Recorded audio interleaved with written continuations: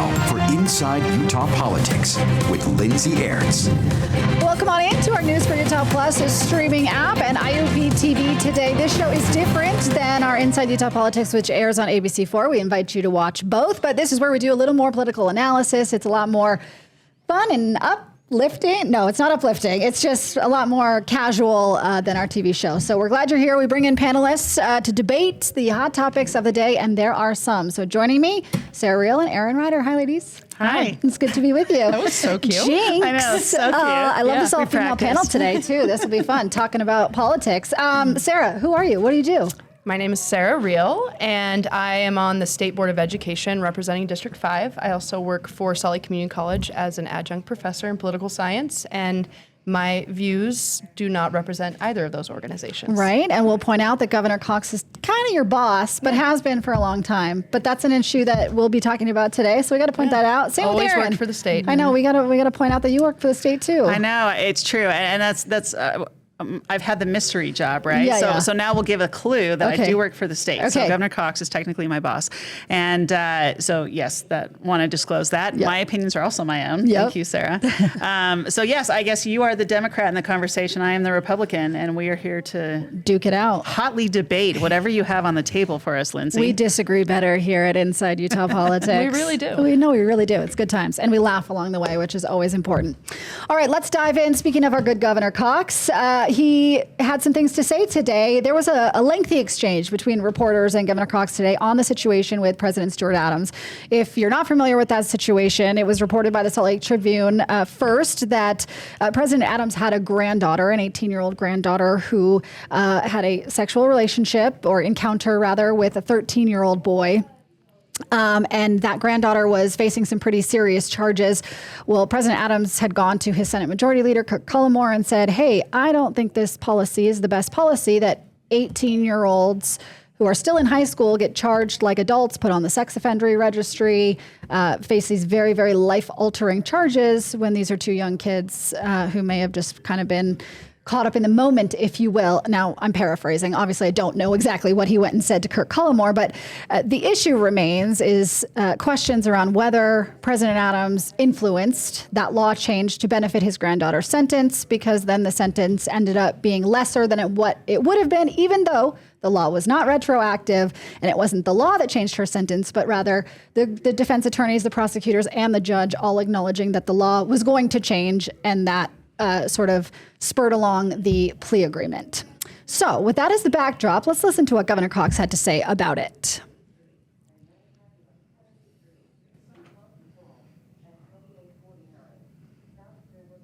Policy if this was an 18-year-old boy who had sex with a 13-year-old girl? Yeah, so again, that's a very interesting part of this whole discussion, right, is that nobody knew that was the case.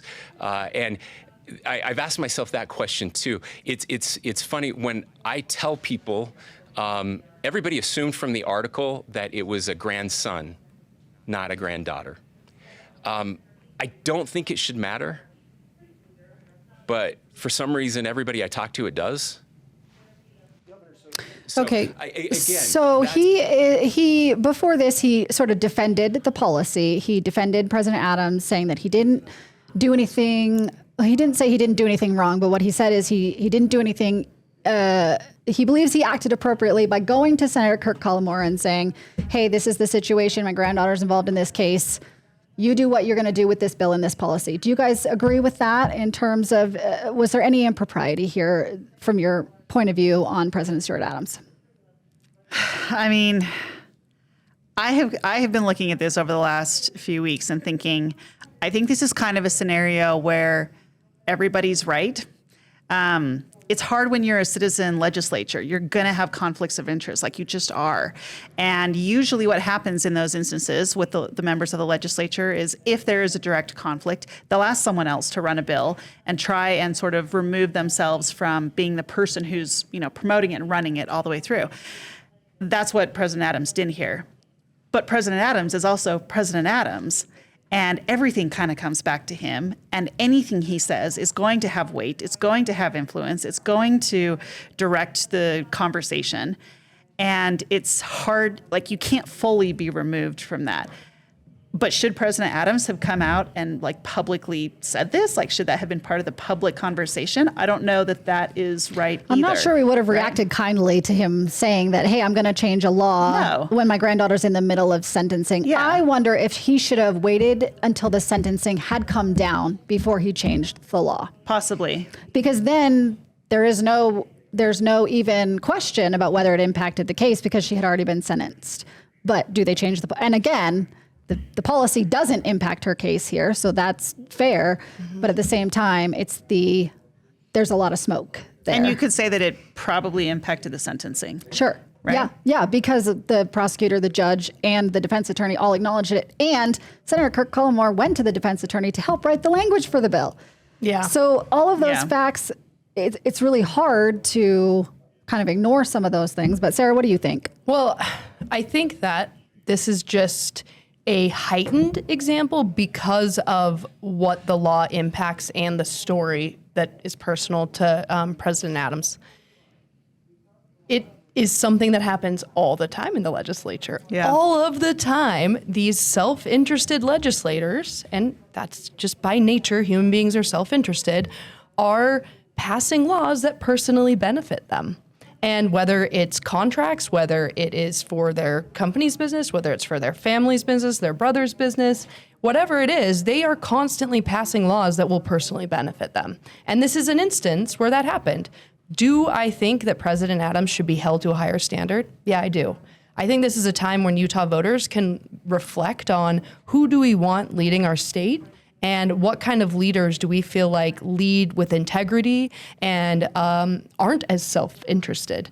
And we should be looking for those, and we should be electing those type of leaders. And also, this is why we should have more teachers in the legislature, because then maybe they could be more self-interested in education. So that's my own self-interest. Personal plug there. Right. Mm-hmm. Yeah. Speaking of personal Laura, plugs. can you play that other clip from Governor Cox where he talks about how he believes that Adams did the right thing here by going to Cullimore and sort of separating himself from the law, because the reporters, us as reporters, were bringing up, like, should there be a third-party investigation into what Adams did here and kind of how much he promoted this law.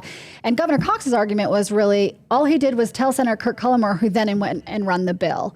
So I guess that's sort of their defense of what Adams did. Which, again, like Erin said, happens all the time. Yeah. Yeah. Again, I'm trying to understand. You're saying there's some allegation out there. I don't think there are any facts in dispute. I think the facts are very clear. He talked to the Senate Majority Leader. The Senate Majority Leader took that information. He went into and he proposed a piece of legislation. I found out about this case that you're referring to when I read the article. The Senate President never talked to me about this. There have been times in my term as governor when I've been so mad at Stuart Adams that I couldn't see straight on certain bills. And that has happened a couple of times. I can tell you that this is not one of those times. And let me also be clear. Anybody who says they didn't know what was in that bill is lying to you, or they're a terrible legislator. This was not something that was hidden at all. This idea that this was something that was put in a bill at the last minute is absolutely not true. It's fundamentally not true, and it's verifiably not true. Okay, so he's kind of taking a dig at some lawmakers who say, we didn't know about this provision. I think what he's saying there is lawmakers knew about the provision. They didn't know why the provision was being run. Yeah. Right. But in some ways, I would argue that that's actually probably a good thing. Like, that's the whole point, is they needed to be able to vote on this legislation as a piece of legislation on its own, not influenced by the personal connections to Stuart Adams' family. So if there are legislators saying, I didn't know about this connection, I didn't know this was going on, maybe that's actually a good thing. I wholeheartedly agree. I think there's a lot of messy things, and it feels very icky, but I wholeheartedly agree, because what we've seen the legislature do is they get in line. They get in line based on what Speaker Schultz or President Adams says they need to do. And I know that they have a lot of, it's hard for them sometimes to do that. So not knowing might actually have been better. Yeah. Like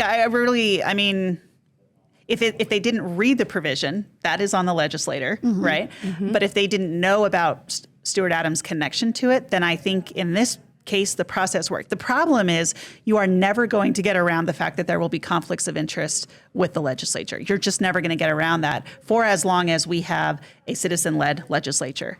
So what do you do when those conflicts arise? That's the question, right?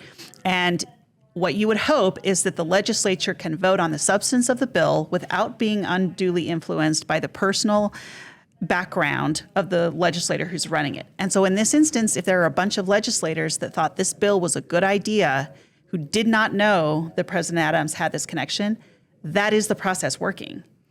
But why didn't we run this provision before this point? Because the policy is, okay, should 18-year-olds who have sex with 13-year-olds be charged the same way a 50-year-old is who has sex with a 13-year-old? And what the legislature is saying here is no. But I asked the question, does it matter whether it's a girl who has sex with a 13-year-old boy or an 18-year-old boy who has sex with a 13-year-old girl? And lawmakers are maintaining that the policy shouldn't matter. Does it matter? Do you think they acted here differently because this was a girl who had sex with a boy?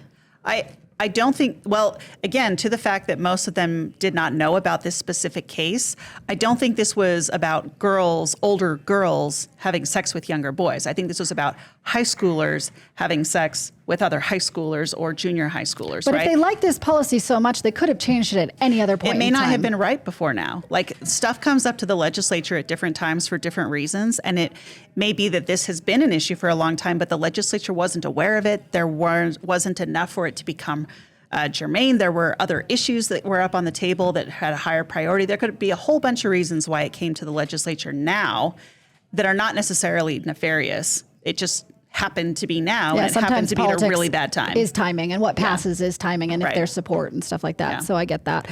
Okay, so final question on this topic. There is some chatter that the legislature may address this provision in this upcoming special session. I'm hearing some rumors that may not happen after all, but do you think the legislature should repeal this provision, or should we just leave it alone?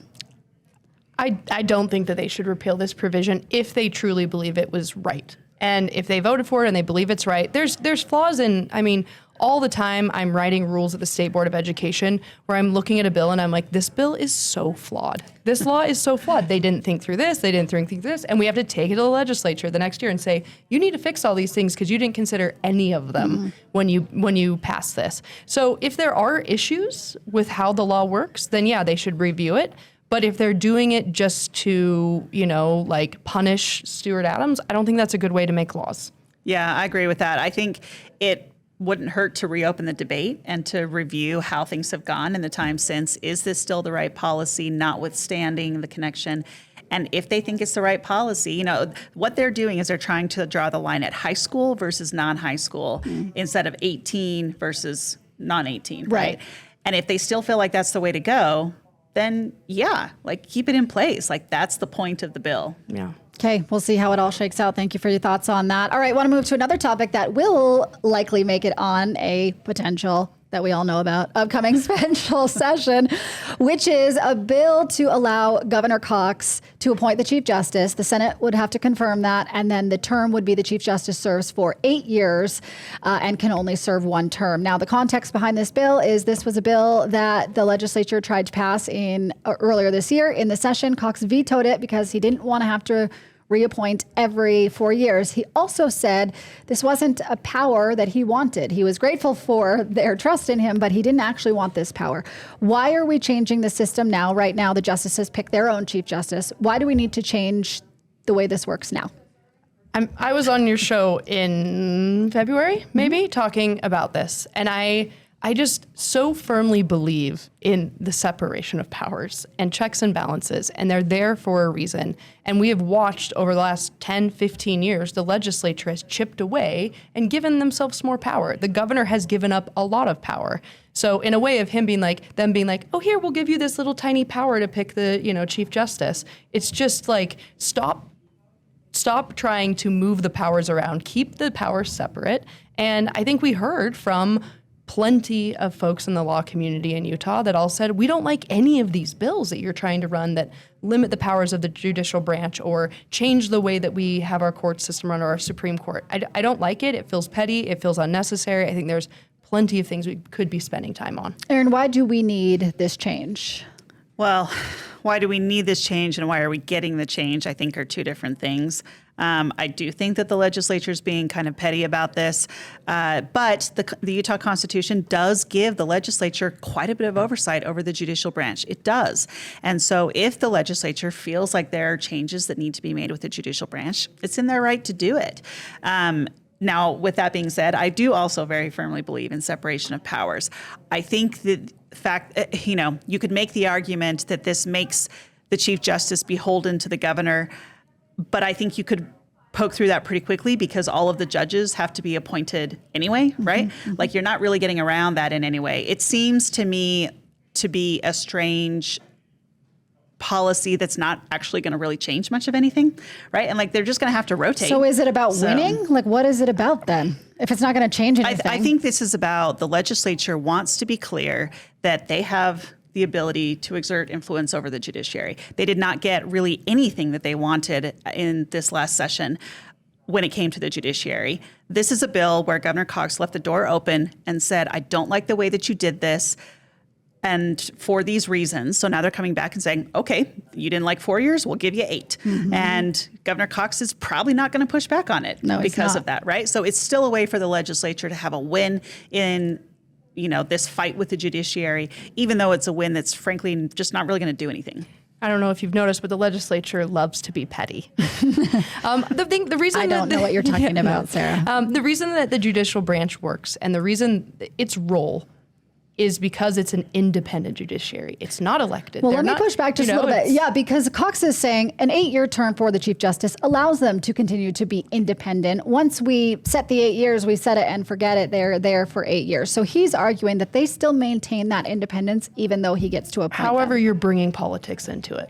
You're bringing politics into it when the governor gets to have that sort of like say on, who it is. And it feels icky to me. I like the judicial branch staying non-political. And this is political to me. What I actually think is the more interesting part of this is not that the governor is going to be the person who is appointing them, is that the Senate gets to confirm the appointment.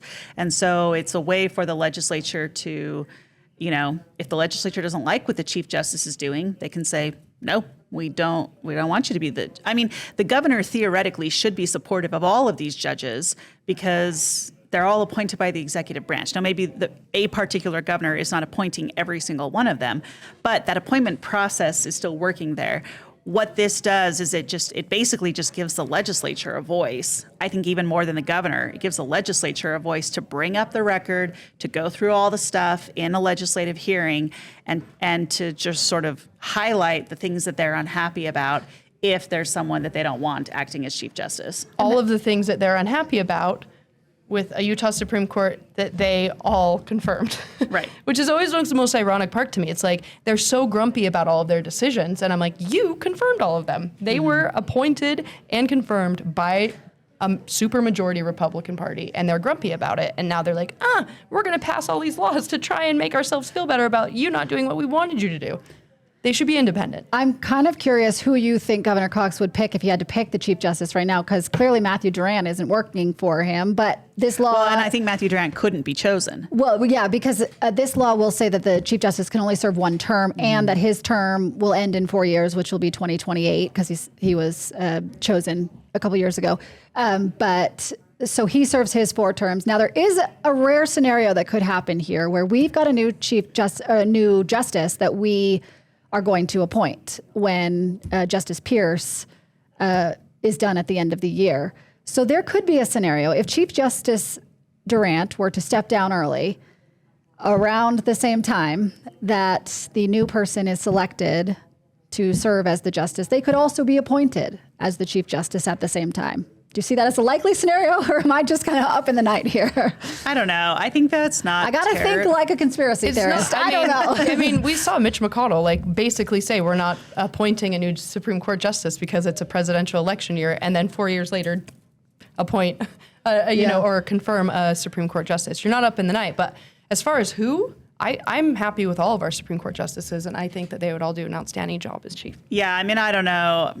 I don't know that I could make a guess as to who, but when it comes to stuff like this, you also want someone who is qualified and knowledgeable to be running the Supreme Court for the state of Utah. And so even with the Supreme Court of the United States, like the brand new justices are not becoming the Chief Justice overnight. Like usually there's a path to follow there. Could the governor theoretically do it? Sure, but I don't think he would, because as a lawyer, like he would appreciate, like you want someone who understands how the court works, who understands the precedents of the court. And, unless the entire court were going completely rogue, Some would argue they are. Well, but the governor's not. That's fair. Well, I shouldn't put words in his mouth. I don't think the governor is. Yeah. Interesting. All right. We'll watch and see how that plays out. All right. Laura, give me a hand signal here on how much time we've got left in the next little bit. Okay. Want to talk now about the Great Salt Lake, because this is a topic that will also make it on the special session. This week, a legislative committee moved forward a bill that will allow the Division of Forestry, Fire, and State Lands, which is under DNR, to raise the berm of the Great Salt Lake. The berm is the causeway that basically divides the north arm and the south arm. We learned a lot about berms in the last few days. Yes. Berms and causeways. We know about this. And so the legislature is saying, hey, we need to balance out the water levels and the salinity in the north and the south arm. Some environmental groups are accusing the legislature of trying to dry up the north arm completely, and lawmakers have pushed back on that, saying that is not our goal here. I guess the question more is, if we're going to address the Great Salt Lake in a special session, is raising and lowering the berm the way we should tackle it? Or are there other major policy shifts that we can do to get wet water into that lake? I think there are plenty. And I think that the great work of like Brian Steed and his group up at Utah State, they have proposed and outlined plenty of different options we have. We're sitting in a spot right now where we're just putting Band-Aids. We're putting Band-Aids on a major environmental issue that could affect our climate, could affect our lungs, everything in the state of Utah. And so at this point, we need to do all of the things. We need to start taking major action to save the Great Salt Lake. And we are so far behind. And right now it's like, oh, well, we could move the berm and then we'd have better salinity in the Great Salt Lake that keeps the ecosystem alive. And then if we do that, then we're gonna have more toxic dust and you can't breathe. So it's basically like trying to decide which way we want to kill our environment in the state of Utah. So which way we want to die. And so like we have urgency. There is major, major urgency that we have right now with the Great Salt Lake. And yes, this little tiny change could benefit the salinity of the lake and make it so the ecosystem is better. But at the same time, it does provide more, it could cause more toxic dust. Right now, we need to throw a lot of money and a lot of policy changes into the Great Salt Lake in order to even get to a spot where we are in a livable position. Erin, there's not enough water from the three rivers that flow into the Great Salt Lake, the Bear, the Jordan, and the Weber. How do we get more water into the lake from those three rivers? Well, I think that is the golden question, especially in an environment where rain is not plentiful, as we have seen. We're likely heading into another snow year. I don't know her. Yeah. Haven't seen her in 50 days. Right? Yeah. Four-letter word that I don't know how to pronounce anymore. Right? And we're likely going to have a bad snow year again, right? So how you get more water in there, I think it's a complete restructuring. Like it's a cultural shift of how we think about water, how our state uses water. And you have to, like, there is no silver bullet when it comes to the Great Salt Lake. There just isn't. You have to look at this from a variety of industries and a variety of sources. And it's difficult to balance that out when you also are looking at like tremendous growth across the state in the areas that feed the Great Salt Lake. Like that water oftentimes gets diverted into housing developments and other places that we need for people to live and function. So how do you balance all those things out? That's really difficult. And I think there's a valid question of whether or not the legislature is the right entity to do it, because they're subject to political whims. And this may be an issue where you need a little bit of insulation, a little bit of a removal from political pressure. Not that I'm saying that interest groups shouldn't have a voice in this, they should, but I think to Sarah's point, right, we are putting Band-Aids on a whole bunch of different things. And it was hard. It's easy to politicize this issue, and I'd like to see it not be politicized. A few years ago, we had this great conversation about the Great Salt Lake, all this effort, Black Hawk helicopters going out over the Great Salt Lake, taking tours, all of this stuff. Then we had this incredible snow year, and the whole conversation ended. Yeah. Like everything just kind of died. So I don't want to see the legislature in a position where their attention to the Great Salt Lake gets preempted by other political issues that are coming up. And anyway, it's a really complicated issue. I think we need some other resource, and I think we just need to reevaluate how we're doing a lot of things in the state. Yeah, and I hear you, but I guess the message I often hear is people need to conserve more. People need to conserve more, but it's like that's not really working. And like, how do you motivate people to conserve more?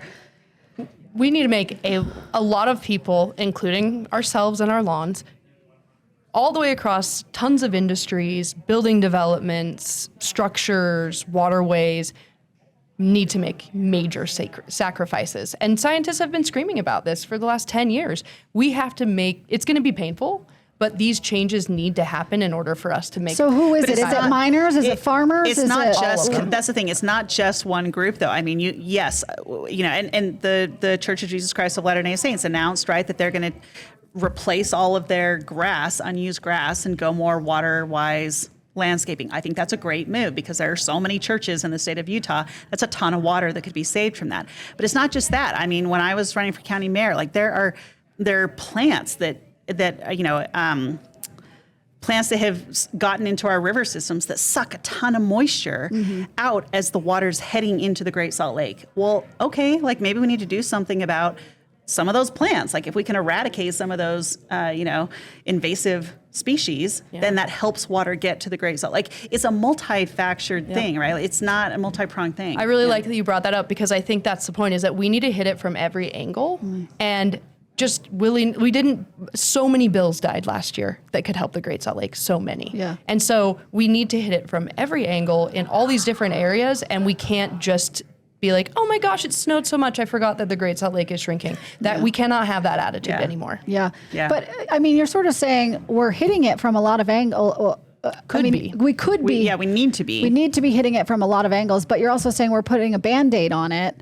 Are we not hitting the right angles? I think where's the disconnect? I think it's that the Band-Aids have to be talking to each other, right? Like, so you can't rob Peter to pay Paul. Okay. And that's what the Band-Aids seem to be doing right now. And I think that's where some of these environmental groups are pushing back on the legislature, is it feels like an attempt to rob Peter to pay Paul. So taking water from the North Arm doesn't necessarily get more water in the lake. It just solves one issue, out. But it doesn't, it hurts this issue. So if you're going to solve it, and it's a whack-a-mole issue. Again, this is why I think it would be helpful to give DNR a little bit more authority over this, so they can go in and look at it from a more holistic standpoint and have the ability to actually hit those whack-a-moles instead of the legislature trying to do it piecemeal by year.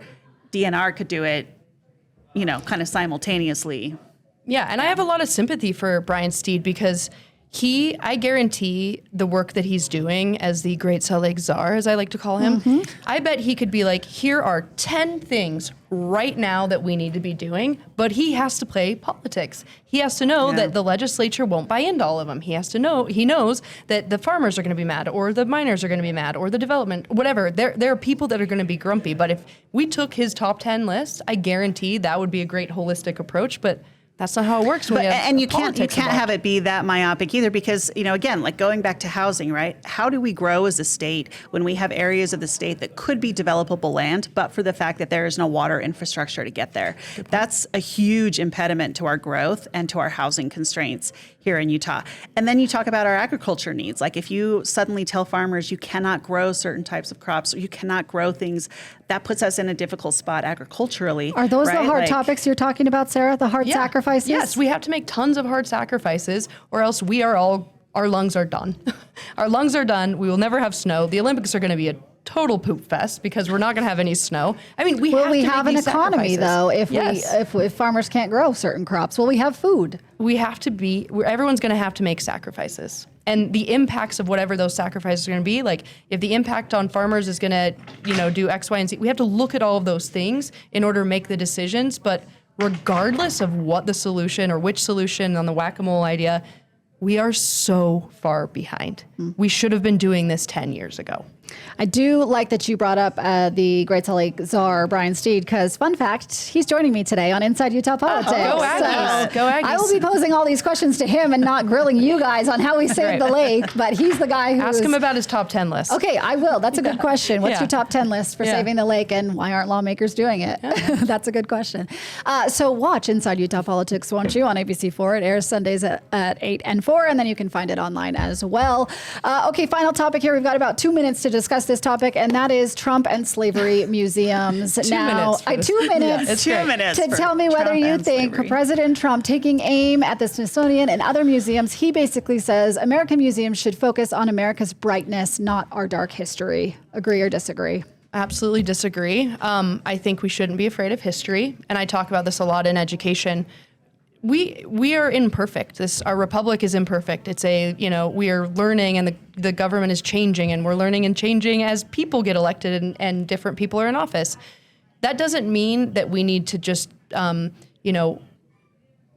whitewash history to make it seem like it was something it wasn't. We need to give facts and history and the truth, and let people critically think about how they feel about knowing what the true history is, and let them decide how they feel about it. That's how it should work. It shouldn't be hiding the truths. And I think this is really detrimental, and I really wish President Trump would stop micromanaging all pieces of government. Erin, how do Republicans view his comments around this? Oh, well, I think that depends on the Republican you talk to. Absolutely. I mean, as far as this Republican, I agree with Sarah. I think this is...